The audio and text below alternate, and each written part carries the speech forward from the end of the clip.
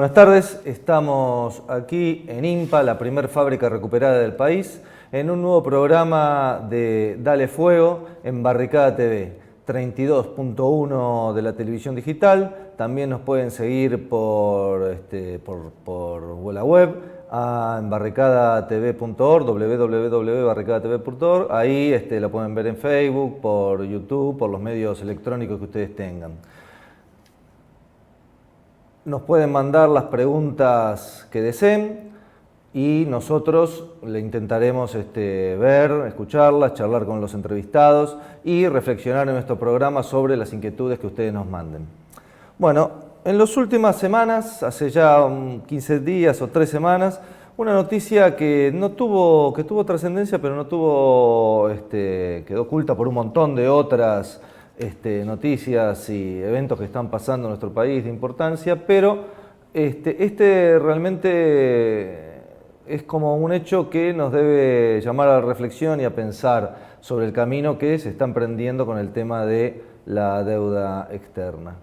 Hace poco, como decíamos, salió el anuncio de que el gobierno nacional había trasladado unos 460 millones de dólares de reservas en oro al Banco Central de Inglaterra, con una serie de argumentos que analizaremos hoy.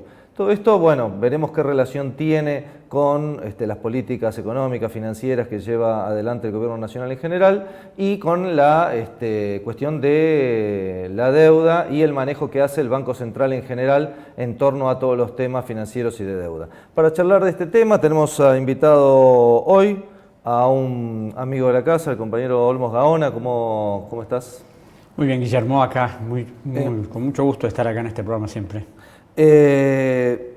Bueno, iba a decir especialista en deuda, pero no voy a decir porque especialistas en deuda son los que nos han llenado de deuda. Sí, seguramente.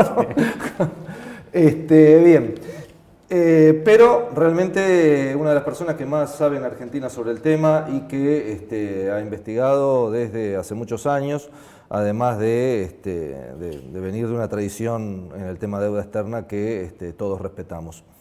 A ver, para empezar, ¿qué fue lo que pasó hace 3 semanas, concretamente, con el traslado de esta porción de las reservas en oro al Banco Central inglés? Primeramente es algo muy extraño. ¿Por qué? Porque salió la noticia, pero no hay ninguna resolución administrativa, no hay ninguna decisión del Banco Central informada en su página web. O sea, si es una decisión que trascendió, pero que se mantiene secreta. Y por supuesto, ha habido una gran movida cómo vamos a mandar al Banco de Inglaterra reservas en oro. Primero, la cifra no es nada relevante, son 420 millones de dólares, pero claro, es simbólico que nosotros mandemos a Inglaterra ese dinero. Lo que pasa es que esto también revela el gran desconocimiento que existe sobre el manejo del sistema financiero al que ningún país se ha atrevido a enfrentar, y que yo siempre digo que es el poder real, es el que maneja las decisiones. Y aunque la mayor parte de los bancos norteamericanos son los que en este momento están en las operaciones de deuda y todo lo demás, Londres sigue siendo el centro financiero del mundo y lo que llama la atención no es solo que la Argentina va a mandar esas reservas, sino que lo mismo ha hecho Venezuela, Bolivia, Nicaragua, Ecuador, Guatemala y una larga lista de países, China inclusive. Eso te quería preguntar. Estuve revisando antes de venir al programa, el día de ayer del tema, y 72 bancos centrales tienen una parte, una parte de su reserva en el Banco de Inglaterra. En principio, las reservas que tenemos nosotros, que en este momento son un poco más de 50.000 millones de dólares, sí, no están en el Banco Central. Están en el Banco de Operaciones de Basilea y en otras instituciones.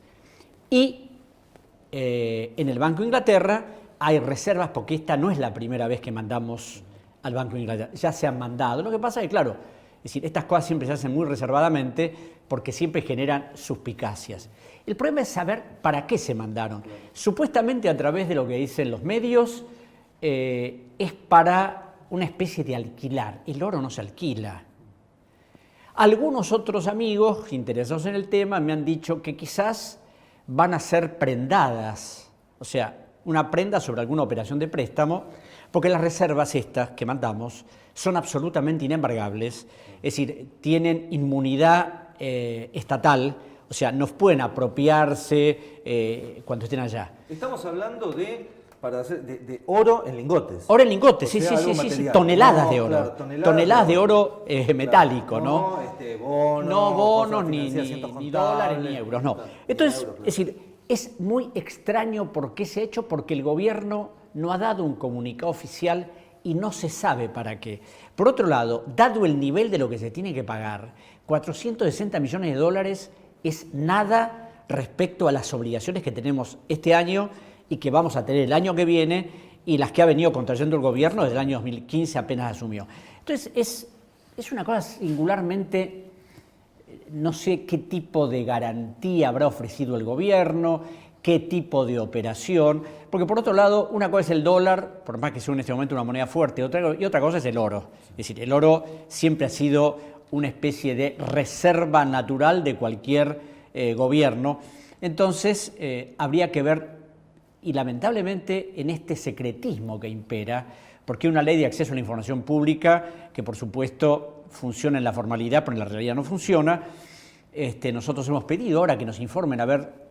Y por otro lado, muchos me han dicho si esto tiene que pasar por el Congreso. Lamentablemente no, porque el Banco Central tiene la autonomía suficiente para tomar las decisiones que le parezcan sobre lo que pasa ahora con el aumento de la tasa de interés, con la colocación del EVAC. Hoy vencían 380.000 millones de pesos el EVAC. Entonces, es como que te inhiben de iniciar algún tipo de acción porque no, es facultad del directorio del banco. Y la única persona que eventualmente podía discutirlo, que era Pedro Vizcay, que era el único director que tenía acuerdo del Senado, lo rajaron hace poco, entonces tampoco podemos enterarnos en detalle lo que pasó. Sí es preocupante la manera que se está manejando el Banco Central, no solo con el oro, sino, porque por otro lado hay un detalle, ¿no? Nosotros tenemos un viejo conflicto con Inglaterra. Entonces, indudablemente, diría que es poco prudente o inoportuno que nosotros tengamos reservas puestas en el Banco de Inglaterra, que es una célebre institución que ha manejado las finanzas mundiales durante años. Bueno, que lo haga China, que eventualmente lo haga Venezuela, que lo haga Ecuador, lo hizo, que Correa en el 2014 mandó 600 millones de dólares al exterior, hizo una operación con Goldman Sachs. Yo pienso que, más allá de todo lo discutible que puede ser eso, obedece a la lógica de que ningún país, más allá de sus discursos antiimperialistas, han enfrentado al sistema financiero, negocian con él, emiten bonos que el sistema coloca, y lo grave es que a través de toda esa mecánica el sistema te condiciona. Entonces, ¿qué le importa a los bancos que se hable contra el imperialismo, que vayamos a la ONU a discutir si cuando llega el momento de las decisiones económicas claves y te tienen agarrado? Te tienen agarrado a través de los préstamos que vos necesitas, a través de las condiciones que te imponen y a través de esto de que para hacer cualquier tipo de operación tenés que someterte a la legislación británica y norteamericana, renunciar a la inmunidad de jurisdicción, bueno, lo que conocemos de siempre. Sobre ese tema, tres cosas, bueno, son tres cosas juntas. Una, puede ser un gesto más que financiero, geopolítico hacia Inglaterra. Puede ser un gesto simbólico de que, bueno, que estamos en excelentes relaciones, porque hay otro tema. Hay un acuerdo, el acuerdo Forador-Duncan, que es una especie, no es un acuerdo, es una declaración emitida el año pasado a través de las gestiones que hizo la Cancillería Argentina con la Cancillería Británica, donde si vos lees el acuerdo, que algunos juristas dicen que es anticonstitucional, se habla de facilitar todo lo que contribuya a normalizar las relaciones con Gran Bretaña, para a través de eso ver si se puede llegar a discutir el tema de Malvinas. Por supuesto que suponer eso es un disparate. Es un disparate porque Inglaterra tiene una posición tomada y así le des lo que le des, el tema de Malvinas es una cuestión de Estado para ellos. En segundo lugar, porque se quiere facilitar la explotación compartida en la plataforma continental y se quiere establecer eso a través de dejar sin efecto una ley ¿no? Una ley que presentó Pino Solanas, que fue aprobada mayoritariamente en ambas cámaras del Congreso, estableciendo que ninguna empresa que operara en la plataforma continental en violación a la legislación argentina podía trabajar en la Argentina. El gobierno de Cristina Kirchner aumentó la gravedad de la ley e impuso penas de prisión y de multa. Y bueno, la intención de este gobierno es dejar sin efecto eso, volver a lo que eran una especie de relaciones carnales. Entonces, quizás este sea, como decís, es posible, es un gesto, bueno, les mandamos nuestras reservas de oro, después les mandaremos más, porque a lo mejor estos son 460, pero pueden ir 500 más, 600. La Argentina tiene reservas de oro por 2.600 millones de dólares, ¿no? Eso iba a decir, son 50.000 millones de dólares de reserva, de los cuales yo desconozco su composición, sí, y unos 2.600 100 millones son en reserva. Entonces, es decir, es posible que sea un gesto, y a veces estos gestos son peligrosos porque, es decir, entras en un camino que después deriva en lo que ya sabemos. Sí, o sea, un realismo, una vuelta acelerada a lo que se llamaba el realismo periférico. Por supuesto, además, Guillermo, como se miente tanto, vos te acordás que el presidente Macri dijo que había hablado con Theresa May y le había dicho que iban a hacer un disparate, porque al día siguiente la Cancillería británica salió a desmentirlo, ¿no? Es decir, el tema es que, bueno, en un gobierno que está manejado por empresarios, cuyo único objeto es el afán de lucro y defender el interés privado, esto es coherente con lo que ellos sostienen. A ver, hace también otro hecho que dio un gran debate, en un ámbito restringido, no tan grande como el que debería ser, es el de la deuda a 100 años, que tampoco era un monto tan grande, pero ¿qué significado le ves vos? ¿Cómo fue elaborada? Acá tuvimos la oportunidad de leer y de leer el texto del acuerdo y ver algunos detalles. Son como que parecía que en alguna de las cláusulas el gobierno se había esforzado en firmar determinadas cuestiones que tenían que ver con mayores punitivos para Argentina si tenía algún tipo de demora, claro, más que en otras. El tema del bono a 100 años indudablemente es un verdadero disparate, porque la Argentina jamás en su historia, mirá que ha firmado montones de convenios de deuda, firmó una deuda a ese plazo. ¿Por qué? Porque vos no podés saber lo que va a pasar de acá a 5 o 6 años, mucho menos a 100. Claro. Segundo, porque sobre la emisión de ese bono, es decir, la Argentina va a tener que pagar durante 100 años casi 20.000 millones de dólares, sin perjuicio de que varíen las condiciones del mercado y te suman las tasas de interés y haya modificaciones de todo tipo. Y por otro lado, la gran peligrosidad de todo esto es la complicidad de la dirigencia política en su totalidad, salvo excepciones. ¿Por qué? Porque ese bono está emitido sobre la base de la autorización dada por el Congreso Nacional en la Ley de Presupuesto del año 2017.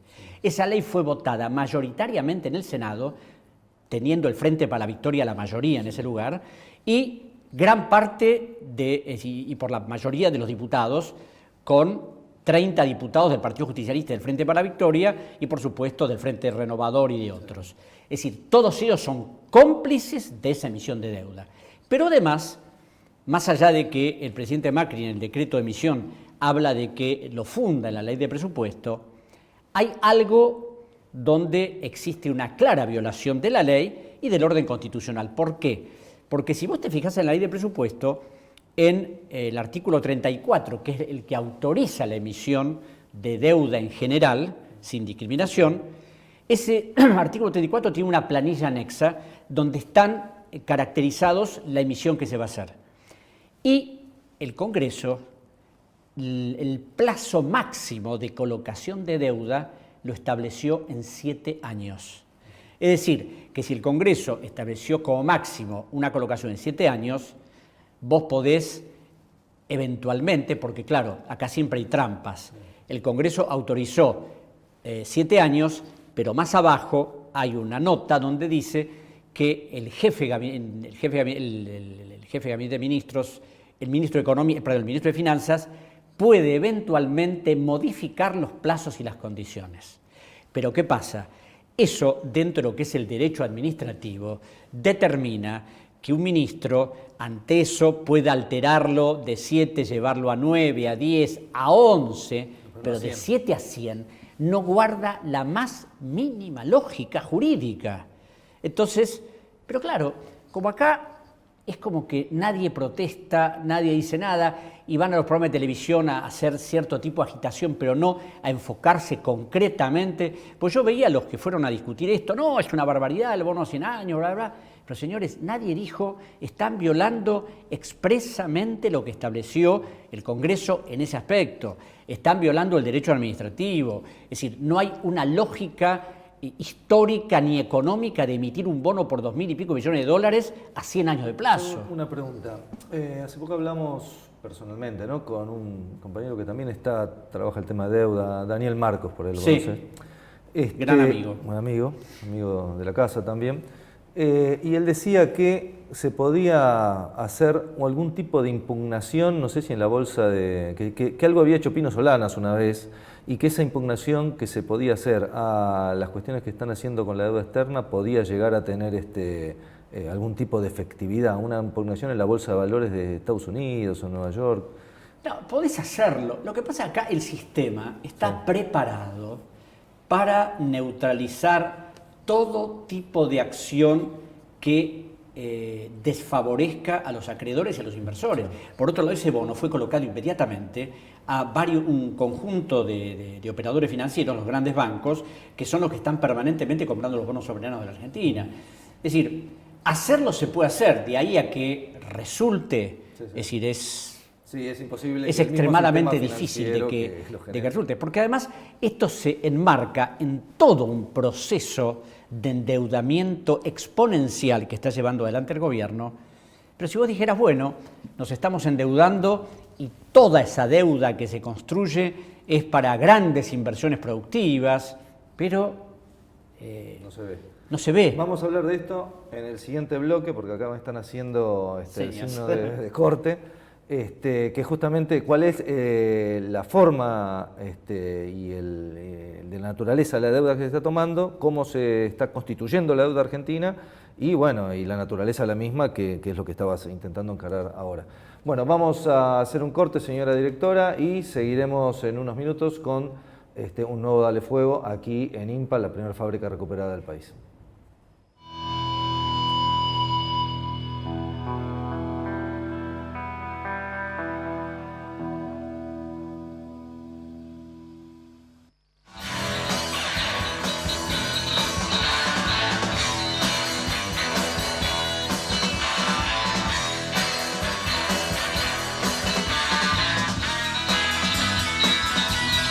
July 2010. Star Palestinian soccer player Mahmoud Sarsak is arrested on his way to a match. Israel holds him without charge for 3 years. June 2013. El Hakawati Theatre is shut down by Israel days before the annual Palestinian Children's Theatre Festival is scheduled to begin. August 2015. Palestinian-American author Susan Abulawa is denied entry into Palestine on her way to build playgrounds for children. In 1948, Zionist forces attacked villages across Palestine, dispossessing 750,000 people. Today, those refugees and their descendants are barred from returning home. Since 1967, Israel has received $120 billion in U.S. aid. subsidizing the demolition of homes, The displacement of families, the theft of farmland, the arrest of children, and the siege and blockade of the Gaza Strip. This has become the longest-running military occupation in modern history. Governments around the world refuse to take action against Israel's illegal policies. Dozens of UN resolutions remain unenforced. We must act where governments have failed. In 2004, Palestinian civil society called for a cultural boycott of Israel. targeting government and complicit institutions, not individuals. Cultural boycott is an ethical, rights-based tactic with historical precedent. How can I perform in Israel when millions of Palestinians cannot attend? How can I play in Israel knowing that the government will use my show to whitewash its crimes? How can I participate in U.S. cultural projects funded by an apartheid government? How can I tour in Israel knowing Palestinian artists are denied the right to travel? How can I work with any institution complicit in Israeli human rights abuses? From Cape Town To Dublin. From Montreal to London. From Beirut To New York City. Artists are raising their voices in support of cultural boycott. Refuse to play for apartheid. Amplify your voice for justice. Join the cultural boycott of Israel. I endorse the cultural boycott of Israel. I endorse I endorse. I endorse the cultural boycott of Israel.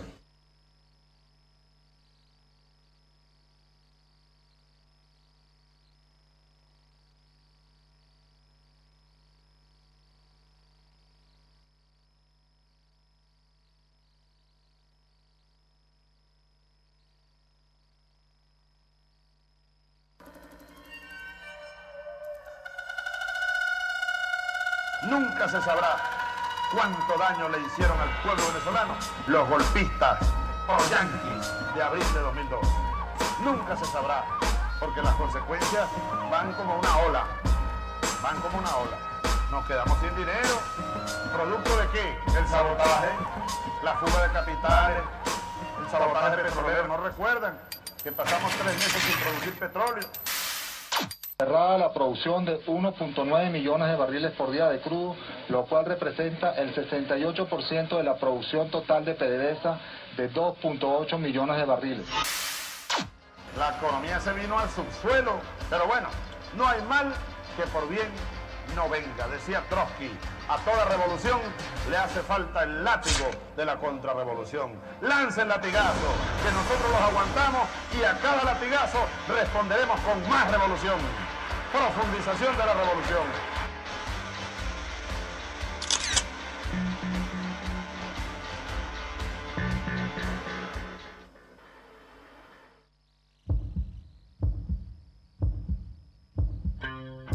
Ustedes saben que esta constitución nació, bueno, en el medio de la tormenta. Y ustedes recuerdan que incluso detectaron ustedes mismos un equipo de constituyentistas que después de los debates y la discusión que aquí se daba abierta, donde participó todo el pueblo y todos los sectores sociales, religiosos, políticos, no hubo uno solo que se haya quedado sin participar. Después que se daban aquellos debates, allá en la oscuridad de una oficina, un grupo de constituyentistas, traicionando el espíritu de la constituyente y del pueblo, modificaban artículos. Eso se detectó y se descubrió. Pero aún así, aquí quedaron infiltrados muchos gazapos del viejo orden, del viejo régimen. Y otros elementos que no quedaron bien firmes, bien ajustados, bien delineados. Fíjense, Brito apunta bien aquí en algunos artículos de nuestra Constitución que deben ser reformados, no cabe duda. El artículo 302, por ejemplo, donde el Estado se reserva la actividad petrolera, pero no así la gasífera. Es una sola palabra. Pero las palabras son las palabras. Ahí debe estar la actividad de hidrocarburos líquidos, sólidos y gaseosos. El asfalto y todo eso. El artículo 303 también dice que el Estado se reserva, bueno, la soberanía por razones de soberanía económica, política y de estrategia nacional. El Estado conservará la totalidad de las acciones de Petróleos de Venezuela o del ente creado para el manejo de la industria petrolera. Pero, viene aquí el pero, exceptuando las de las filiales, asociaciones estratégicas, empresas y cualquier otra que se haya constituido o se constituya como consecuencia del desarrollo de negocios de Petróleos de Venezuela. La privatización, pues. Esto hay que cerrarlo. Esto hay que modificarlo. Ni filial ni nada. Aquí no se privatiza más nada. Pero hay que cerrarlo aquí en la Constitución. Y así, muchos artículos en lo económico, en lo político. No es por Chávez que el pueblo vota. Es por un proyecto, es por un camino, es por una vía. Y Chávez durante 1 y 1000 veces lo dijo: vamos por la vía del socialismo. El pueblo votó por la vía del socialismo. Y es socialismo lo que quiere el pueblo. Y es socialismo lo que requiere el pueblo. Lo que necesita la patria.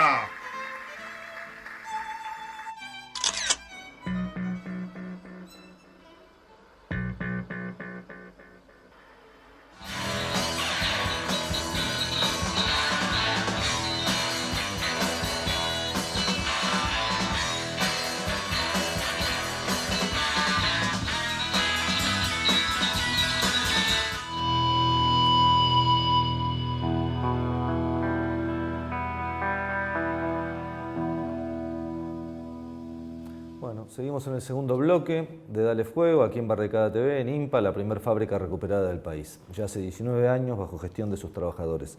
Charlando con Olmos Gaona sobre el tema de la deuda externa, el traslado de las reservas de oro a Inglaterra y demás.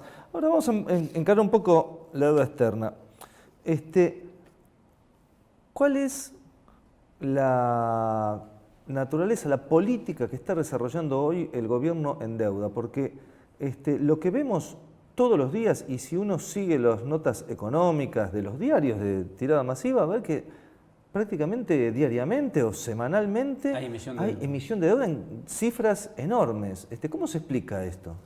Se explica, mira, yo he criticado largamente la reestructuración de deuda del gobierno de Néstor y de Cristina Kirchner, y la critiqué porque entendí que había que hacer otra cosa. Pero ¿qué pasa? Ellos trasladaron deuda externa a deuda interna. Eso le posibilitó a Macri, al haber un gran desendeudamiento con los acreedores privados, volver a endeudarse. Ahora bien, si Macri se endeuda para inversión pública, eso no es en absolutamente cuestionable. Lo que pasa es que Macri empezó a endeudarse para pagar. Sí, inversión pública sería: yo pido 5.000 millones y construyo Yacyretá, por decir una cosa así. Construyo hospitales, viviendas. Viviendas, hospitales, o instalo la fábrica de locomotora que me falta, compro tecnología para hacer cosas. Exactamente. Bueno, eso produce valor. Exacto. Ahora, eso no se ve. Macri únicamente contrae deuda para cubrir el déficit fiscal, que está creciendo, y pagar gasto corriente. Es decir, y eso no hay forma de negarlo porque vos lo ves en la ley de presupuesto. Ahora, comentaba yo hace tiempo, y estadísticamente está probado, la dictadura militar endeudó en 7 años al país en 35.000 millones de dólares. Macri, en el 2016, en lo que va de este año y el año que viene, de acuerdo a la ley de presupuesto, va a endeudar al país en 113.000 millones de dólares. Con el agravante que este es un gobierno democrático, que supuestamente funciona el Congreso, donde además se llega al extremo de pagar, supuestamente dicen no, que las tasas de interés se están acomodando, donde además al endeudamiento clásico del Ministerio de Finanzas tenemos que sumar otro endeudamiento que es el que menos trasciende, que es el endeudamiento del Banco Central. Hoy el Banco Central tiene que pagar 380.000 millones de dólares de pesos de LEVAC. ¿Por qué no nos explicas un poco cómo funciona este tema de los LEVACs, más allá de que entendemos que la tasa de la LEVAC que paga el Banco Central es alta y entonces atrae capital especulativo, ¿no? Pero es decir, para terminar un poco el tema del endeudamiento en dólares. Entonces, ¿qué pasa? Eso le ha permitido emitir letras en dólares, emitir bonos en pesos y en dólares, el famoso bono a 100 años, autorizado, todo el endeudamiento autorizado por el Congreso Nacional, pero autorizado no, insisto, para inversión, sino para todo esto que, esta desfinanciación que existe, hay que cubrirla, porque se cubre con deuda. Claro, en este momento es viva la pepa, todos están comprando los bonos de la Argentina, el problema va a ser cuando haya que empezar a pagar. El año que viene, de intereses, hay que pagar 21.400 millones de dólares. Eso equivale a con esa plata podrías construir 300.000 viviendas, podrías construir 100 hospitales de última generación y más de alrededor entre 4 y 5.000 escuelas en todo el país. Pero claro, $20.000 millones es la cifra más alta, porque yo tenía un promedio de 8 o 10.000. No, por eso la cifra del año que viene es descomunal. Ahora bien, eso por un lado. Por otro lado, el Banco Central. ¿Qué pasa? En la época de Cristina Kirchner había una enorme emisión monetaria. Entonces, para que esa emisión monetaria no generara inflación, se rescataba a través de que se emitían LEBAC, letras del Banco Central, en pesos, se recogían los pesos, con tasas que no eran bajas. Pero claro, durante la gestión Kirchner, ellos dejaron en el Banco Central una deuda en LEBAC de $25.000 millones. 25.000 millones de dólares. En este momento, la deuda en LEBAC excede los $50.000 millones. Entonces, ¿qué pasa? La tasa de interés a corto plazo es el 26,5%. A largo plazo es el 27,35%. Es decir, que este año, posiblemente, como siga esta emisión, va a haber que pagar de intereses 250.000 millones de pesos. Eso no se puede pagar. Ahora, ¿qué pasa? ¿Quiénes son los beneficiarios de ese dinero? Los bancos. Ellos son los que compran. Entonces, si vos tenés una tasa de inflación alta, como la que hay en este momento, que llegará a fin de año al 20%, y tenés un rendimiento del 27%, por otro lado, con un dólar que está así, yo vendo mis dólares, compro LEBAC, las revendo dentro de 3 o 4 meses y tengo una ganancia en dólares notable. Pero el Sturzenegger, el presidente del Banco Central, eficaz colaborador de Cavallo, uno de los autores del megacanje del 2001, que nos dejó un clavo de $55.000 millones, entiende que esa es la única política que hay que seguir. Y un detalle, cuando se lo citó en el Senado Nacional, hace 2 meses, y algunos senadores le preguntaron cómo era la política del banco, y este negocio de las LEBAC, dijo, yo, lo miraba y decía, no puede ser. Que bueno, que es una especie de timba, porque así como se gana en este momento se puede perder. Porque por ahí, si la tasa de inflación es el 25 y la tasa de las LEBAC es el 23, pierden. Claro, pero ¿cómo, presidente? Y además, en este momento, las LEBAC han excedido largamente la emisión monetaria. Es una política que además nadie cuestiona. El único director del Banco Central, que lo designó Cristina, Pedro Vizcay, que es un tipo serio, le hicieron la vida imposible, se tuvo que ir. No se tuvo que ir, lo echaron. Lo echaron a través de un decreto. Es decir, ¿por qué? Porque cuestionaba sistemáticamente esta política. Y por supuesto, era la única voz disidente, ya no está más, entonces hacemos lo que queremos. Entonces, a esta deuda enorme, externa, pública de la Administración Central, tenemos que sumar la deuda del Banco Central. Y además tenemos que sumar la deuda de todas las provincias que se están endeudando en dólares con la garantía del Tesoro Nacional. O sea que la deuda, si nosotros dijéramos cuál es la deuda pública en general, tendríamos que hablar de la deuda externa que teníamos más los 100.000 millones que está programando este gobierno, más la deuda en LEBACs, exacto, más la deuda de las provincias. Exacto. ¿Y qué monto estaríamos hablando? Y llegamos a más de 360.000 millones de dólares, o más. Porque otra de las cosas, el gobierno ahora tiene en la página web del Ministerio de Economía el informe hasta el primer trimestre de este año, es decir, no sabemos hasta ahora, pero bueno, por los datos que son públicos, por lo que dicen ellos mismos, lo ha dicho el jefe de Gabinete de Ministros, es decir, hoy salió en los diarios que Duhovne, que Caputo va a emitir antes de fin de año 2.600 millones de dólares más, es decir, para completar el cupo. Ahora, el problema es que ya conocemos esas políticas. Es decir, el gobierno dice, bueno, tenemos que pagar deuda anterior, ¿no es cierto? Deuda de la gestión Kirchner. Sí, hasta acá. Por otro lado, es decir, es un principio que pagar deuda vieja con deuda nueva, con estas características, es algo que la Argentina es claro en su historia que nunca funcionó. Pero el tema del gobierno primero que no les importa. Segundo, que es un gobierno que está lleno de funcionarios que responden al interés privado. Esto de defender el interés público, por eso Macri emite decretos para vender bienes públicos, para vender la isla de Marque, los aledaños. En vez de vender, en los decretos vos lees para urbanizar. Sí. Claro, urbanizar es si vos decís, bueno, yo vendo la isla de Marqui, que son 8 hectáreas, vendo los terrenos aledaños y construyo viviendas sociales, pero no, van a ser una especie de Puerto Madero 2, que significa que si querés comprar un departamento tendrás que pagar $500,000, ¿y quién puede comprar eso? El sector privilegiado para el que ellos están trabajando. O sea que, porque yo justamente te iba a preguntar eso, toda esta política financiera que estamos hablando del gobierno tiene que tener alguna explicación racional, que no sea alguna explicación económica. Ellos visualizan una salida, porque si uno la analiza como la analizamos nosotros y como la historia demuestra, la salida es una crisis brutal de deuda, un proceso de... Lo que pasa es que ellos suponen que pueden manejar el pago de los intereses de la deuda, pueden manejar el sistema financiero que en este momento los está sosteniendo, claro. Creen en esa vieja teoría que el crecimiento empresario significa el derrame, lo que es un disparate, hacia los sectores menos favorecidos. Y por otro lado, ahora se está hablando de flexibilización laboral, jornadas laborales de 12 horas, es decir, cosas que no han funcionado en ningún lado, y sí, han funcionado para echar gente a la calle, para restringir realmente el crecimiento real de un país.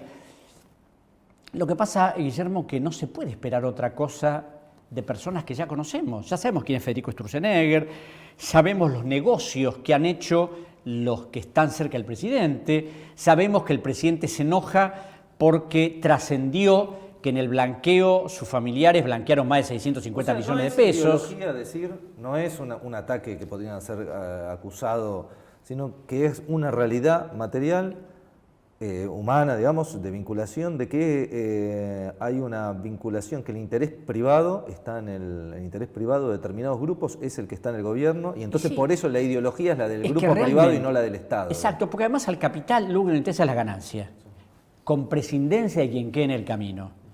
Y cuando vos analizás que en la Secretaría de Energía, en el Ministerio de Energía, es decir, la mayor parte de los gerentes vienen de las petroleras competidoras de YPF, y por supuesto el ministro de Energía, Aranguren, ha sido accionista y presidente de Shell hasta hace muy poco tiempo, cuando ves que todo ese conglomerado está manejado por ese tipo de gente, yo desconfío que esa gente quiera trabajar por el interés público, porque siempre, desde que empezaron a trabajar, estuvieron defendiendo el interés privado. Y lamentablemente en la Argentina, el interés privado siempre estuvo en contra del beneficio del Estado y en contra de los intereses de la gente que labura. Esa es la realidad, o sea, las estadísticas son contundentes, los grandes negociados siempre lo hicieron los tipos que manejaban las grandes empresas, la estatización de la deuda privada benefició a ¿quiénes? A todos los grandes empresarios, muchos de los cuales están hoy, incluido las empresas de Macri y compañía. Y por otro lado, una de las cosas de las que habla Carrió y de las que habla el gobierno es que, a diferencia del gobierno anterior, ellos están trabajando para la República, para la calidad institucional. Y cuando todos los días leo el boletín oficial y veo cómo el señor Macri deroga por decreto disposiciones legales, como agarró y modificó la ley de acceso a la información pública y concentró en la jefatura del gabinete la agencia de acceso a la información, concentró en el jefe de gabinete el tema de los datos personales para que Peña maneje absolutamente todo, modificó por decreto el artículo 8 de la Ley de Acceso a la Información Pública, adelantó los plazos, ha aplicado una ley de la dictadura para la venta de bienes públicos. El decreto establece que, el decreto por el cual se ordena vender una enorme cantidad de cosas, en una ley de la dictadura, 22.263. Entonces, cuando vos ves eso, ¿cuál es la calidad institucional? No hay. No hay. Vamos a ir a un corte y vamos a seguir charlando en el último bloque sobre este tema. También sé que estás por sacar un libro, ¿no? Estás trabajando en un libro. Bueno, vamos a charlar de esto, vamos a un corte, señora directora, y seguimos en un minuto con un nuevo Dale Fuego, hablando sobre deuda externa y reservas del Banco Central.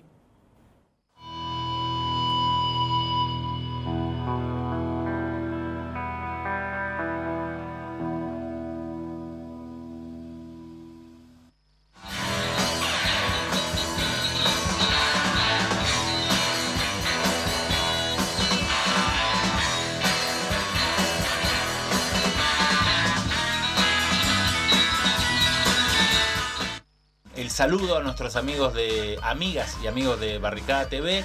Por primera vez, yo creo casi en el Cono Sur, un canal gestionado por sus trabajadoras y sus trabajadores, ha generado esta posibilidad después de una pelea tan desigual, tan titánica, que han llevado un camino tan largo, pero ahí están arribando, han cruzado el Rubicón. Finalmente los amigos y las amigas de Barricada TV están transmitiendo para Capital Federal, que hoy Barricada esté presente con toda una programación absolutamente distinta a cualquier tipo de televisión, más en la televisión digital abierta, es realmente un bálsamo en estos tiempos tan delicados y de tanta jauría y caverna mediática.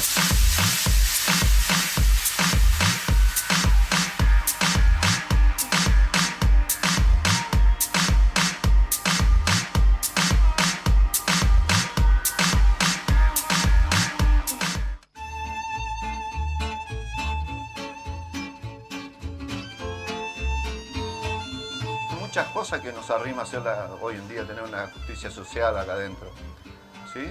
Por ejemplo, acá la de Sisaco ni agua potable nos da, hoy la tenemos nosotros, la compramos. Muchas cosas, la ropa, por ejemplo, tenemos la ropa de primera, botines, que la compramos nosotros con nuestro trabajo. Entonces hemos conseguido muchísimas cosas con una fábrica antes privada que facturaba 17 millones de dólares por año. A veces nosotros teníamos que hacer paro para que nos den la ropa. Así que cambió muchísimas esas cosas y la manera de trabajar.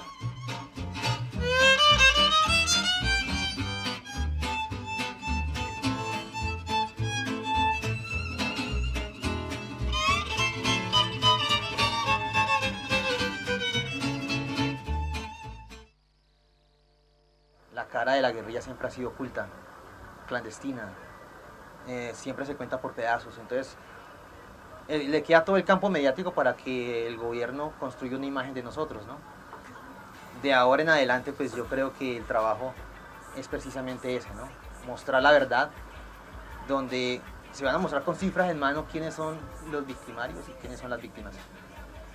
Con una verdad histórica como la que ya marcamos nosotros en La Habana, donde se muestra quién inició la guerra, por qué se iniciaron las FARC, cuál es la lucha de las FARC, con estadísticas en mano, ¿no? Los paramilitares, los falsos positivos, la inversión norteamericana en la guerra y la defensa del pueblo colombiano, que en realidad ha sido el mismo pueblo el que ha financiado o el que ha impulsado de cierto modo la resistencia armada desde el inicio. Y los medios de comunicación pues son vitales. Nosotros pensamos, o personalmente yo creo que se tendrá que crear películas, novelas guerrilleras, si se puede, para mostrar esa realidad, digamos, que tenemos, y donde cada guerrillero es una historia terrible, de víctima, de abandono estatal, de persecución. Barricada TV, adelantando la construcción de un nuevo mundo.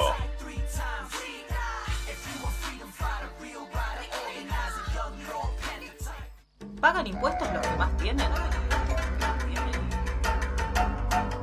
En Argentina existen 114.000 personas millonarias.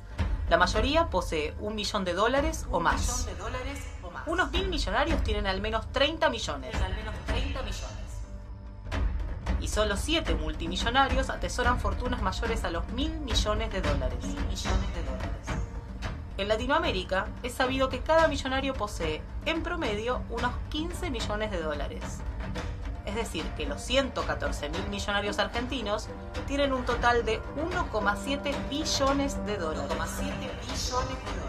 Si estas fortunas pagasen el 0,75% que corresponde al impuesto a los bienes personales, el Estado contaría con 216.750 millones de pesos anuales, suficientes para acabar con el hambre en el país. ¿Cuántas escuelas podrían sostenerse con este dinero? ¿Cuántos hospitales se podrían construir? ¿Cuántas jubilaciones se podrían pagar? ¿Cuántas inversiones productivas podrían realizarse? ¿Cuántas cloacas? ¿Cuántas rutas? ¿Cuántos puentes? ¿Cuántas vías? ¿Cuánto empleo?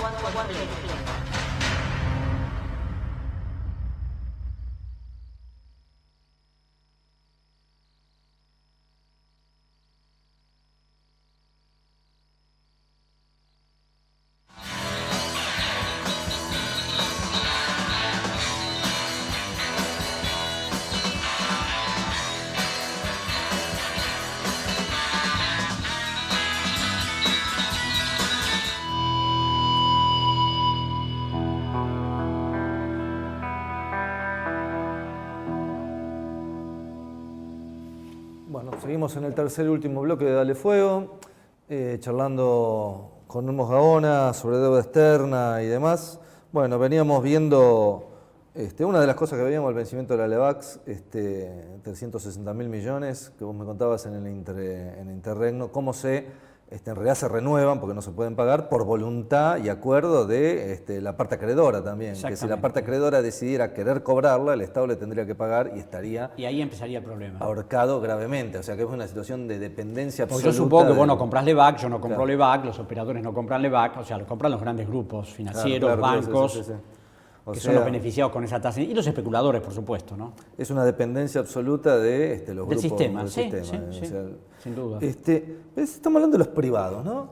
Y todos sabemos, teóricamente, que una de las claves de la deuda externa tomada durante el proceso fue la estatización de la deuda privada. Vos estás escribiendo un libro actualmente que... Claro, es una especie de raconto de la deuda sobre algunos aspectos claves y fundamentalmente poniendo énfasis en la deuda privada. Y yo escribí hace tiempo 2 notas sobre la corrupción.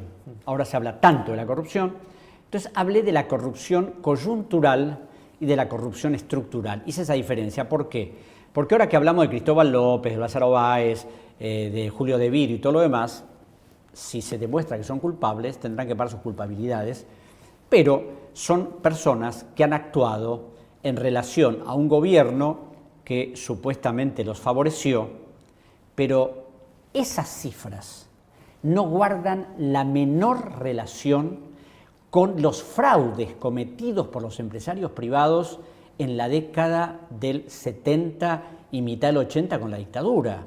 Es decir, cuando a veces me dicen Lázaro Báez se robó 1.500 millones de pesos, yo digo, señores, la deuda privada que se transfirió al Estado en 1983 era de 18.000 millones de dólares. En 1983, a cifras de hoy son más de 40.000 millones de dólares. ¿Qué relevancia hay la de estos pequeños ladrones? Pequeños no son pequeños, pero respecto a los otros. Pero claro, es decir, hoy lo veis hablar a Cristiano Rattazzi, que se mandó una flor de defraudación al Estado determinada por los auditores del Banco Central en el 82.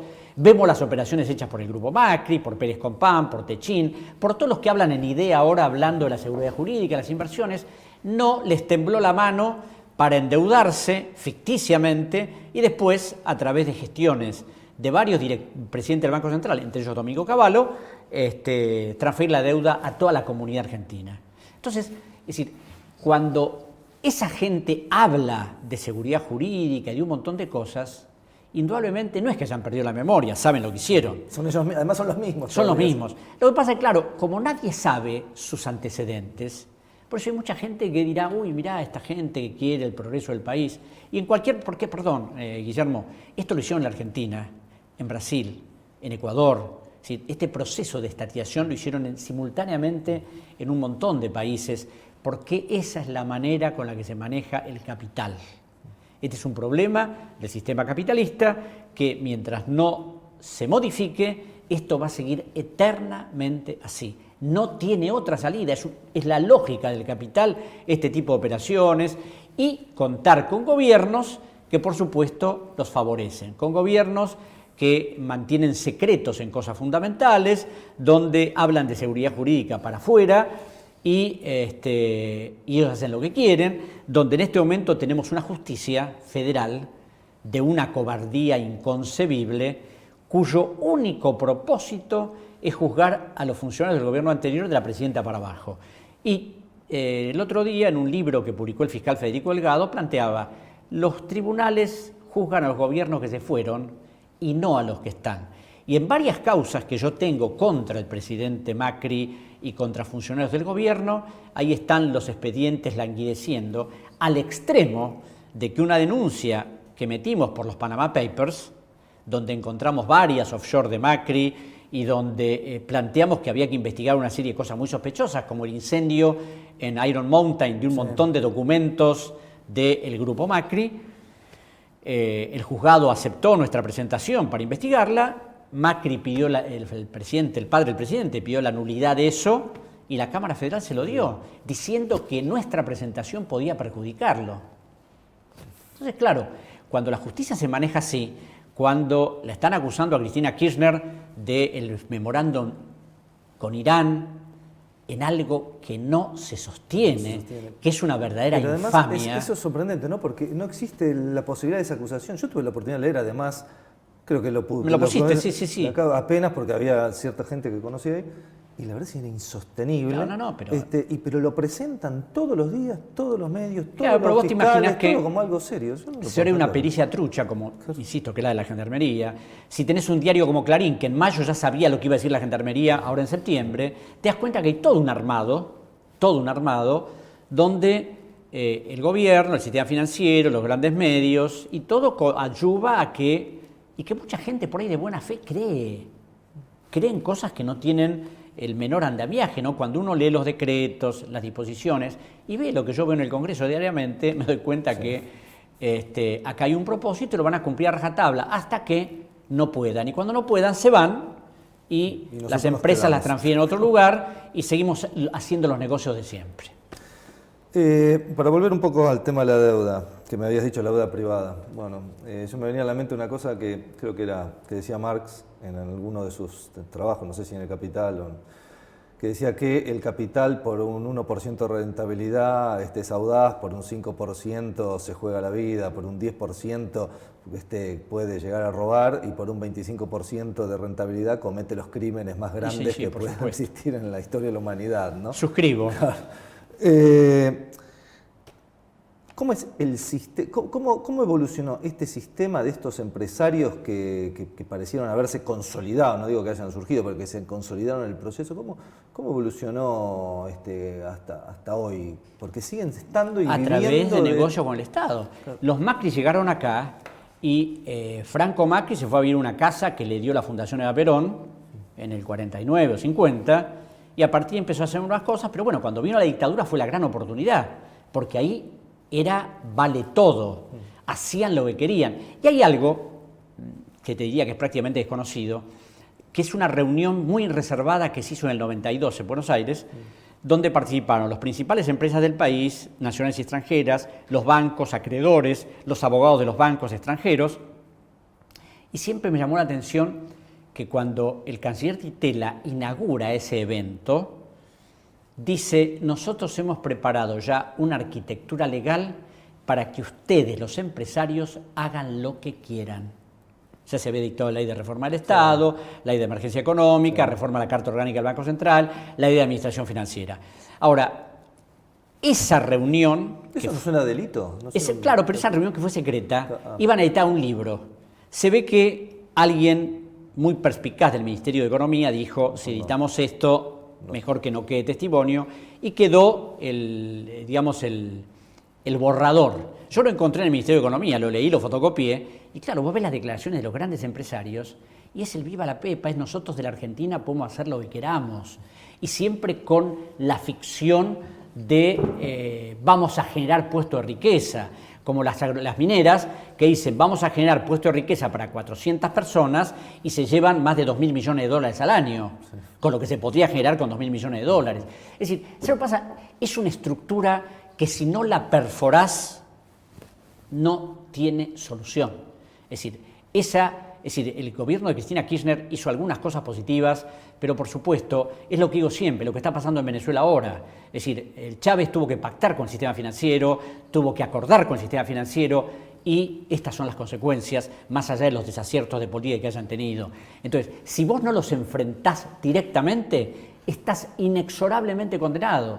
O sea, te van a condicionar, harán algún golpe para tirarte abajo, te inventarán millones de causas, algunas serán ciertas, otras no, y crearán todo un clima para decir: esta persona no puede seguir en el poder, tenemos que volver nosotros de nuevo. Y la realidad es que cuando uno analiza la historia económica del país, salvo en muy cortos periodos, el de Perón fue uno de ellos, a pesar de sus grandes dificultades, es decir, siempre estos intereses defendieron a un sector muy chiquito. Entonces, si a ese sector muy chiquito no les articulás, van a seguir haciendo lo que quieran con el país. Sí, es algo increíble. Increíble no, es la historia de los... Responde a la lógica de ellos, claro, sí. La lógica de ellos, ¿no? ¿Cuándo sacás el libro? Supongo que el año que viene, febrero o marzo. Bueno. Porque yo estoy terminándolo, habrá que corregirlo, habrá que verificar datos que me faltan y todo lo demás, y bueno, y simplemente lo que me interesa es no dar opiniones. Señores, estas son las realidades, estos son los documentos, esto es lo que no se quiere mostrar. Esto es lo que hicieron los empresarios en la Argentina, lo que hicieron los gobiernos, lo que hizo el menemismo, es decir, esto es lo que han hecho y que los que lo lean juzguen si hay que seguir haciendo lo mismo o no. ¿Vos creés que este gobierno tiende a expresar un salto cualitativo en esta política de saqueo? Yo diría que el otro día el juez Lozada, ex juez de la Nación, me decía, el tema de que este gobierno es muy prolijo en sus maldades, o sea, trata de que los decretos que emite estén fundados en leyes, trata de hacer las cosas más o menos y tiene un poder comunicacional enorme. Ellos criticaban al gobierno de Cristina Kirchner por los medios y ellos en este momento, es decir, hoy me decía un amigo mío que anoche en todos los canales estaban todos los del PRO hablando de las maravillas del actual gobierno, ¿no es cierto?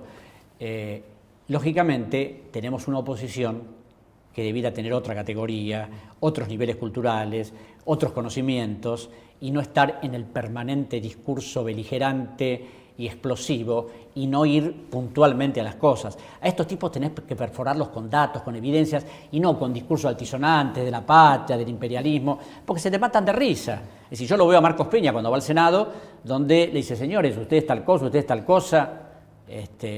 Son gente muy fría, ¿no? Claro, son gente muy fría y por otro lado, el gran error de la oposición es a veces acompañar esto y por otro lado no crear los instrumentos para combatirlo. Y un ejemplo chiquito, porque sé que el programa se termina, es Macri, como decía, empieza a vender bienes públicos, funda sus decretos en una ley de la dictadura, una ley anticonstitucional. ¿Por qué? Porque el Congreso Nacional es el único que puede autorizar la venta de bienes públicos, pero que la dictadura hizo una ley por la cual se podía vender todo y el Congreso Nacional la declaró válida en el año 2014. Entonces Macri dice, señores, el Congreso la declaró válida durante la gestión de Cristina Kirchner. Tenía mayoría en ambas cámaras. Entonces, ¿qué me pueden criticar a mí? Lo que hay que hacer es, en vez de discurso, impugnar esa ley, pedir la inconstitucionalidad y enfrentar eso, no con discursos, sino con acciones. Bueno, vamos a ir cerrando, ya hemos recorrido el problema en el cual nos encontramos en torno al tema de la deuda, el endeudamiento, las políticas del gobierno y las políticas que desde la dictadura nos vienen sometiendo y ahorcando y que cíclicamente nos llevan a crisis realmente brutales y crisis brutales, y lo que es muy importante tener en cuenta, crisis brutales generadas, ¿no? Te agradecemos la presencia. Gracias, Guillermo. Ustedes. Siempre contamos con vos, sí, así por que supuesto. ya agradecerte, cuando quieran. Redundante, siempre te agradecemos.